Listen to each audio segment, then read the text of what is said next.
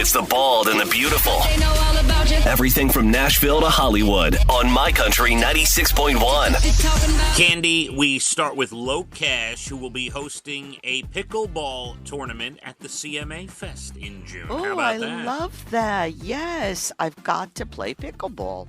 I know. We keep talking about how it's taking off. And yes, we got to get on the trend. Well, Locash hosting a tournament now at CMA Fest in June. Speaking of which, there will be a documentary coming out July 5th on Hulu, CMA Fest, 50 Years, the documentary.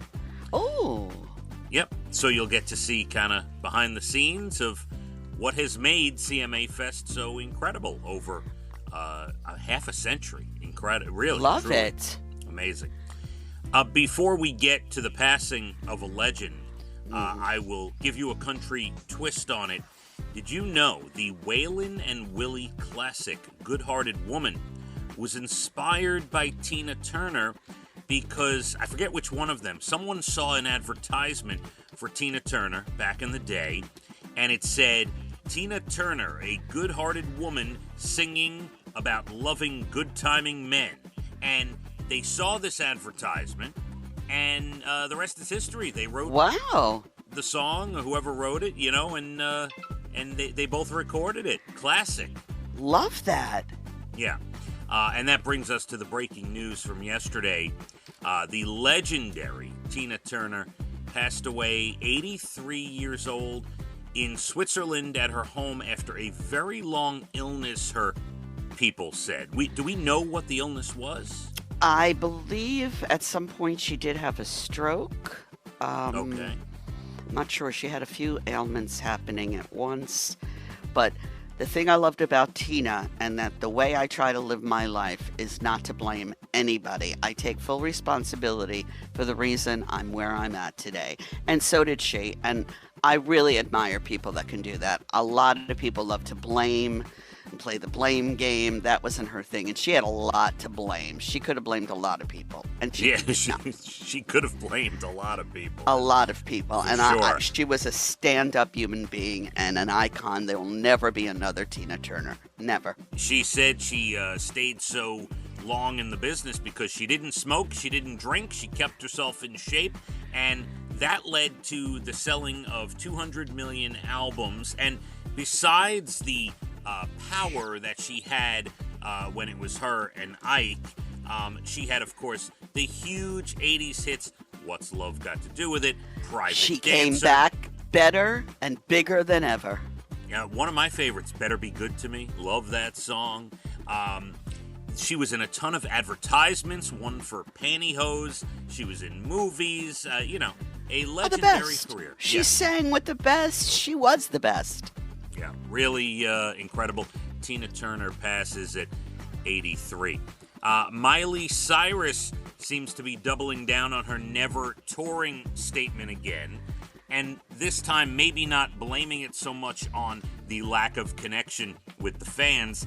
She says she doesn't like to ride a bus. She doesn't want to change and get ready in locker rooms. It's just not for her. The road life is not for her. You know what? Let her be her. Do you, Ma? If that's what you want, Miley, I'm all behind it. Fine. I mean, she gave a lot to the entertainment world in her young life.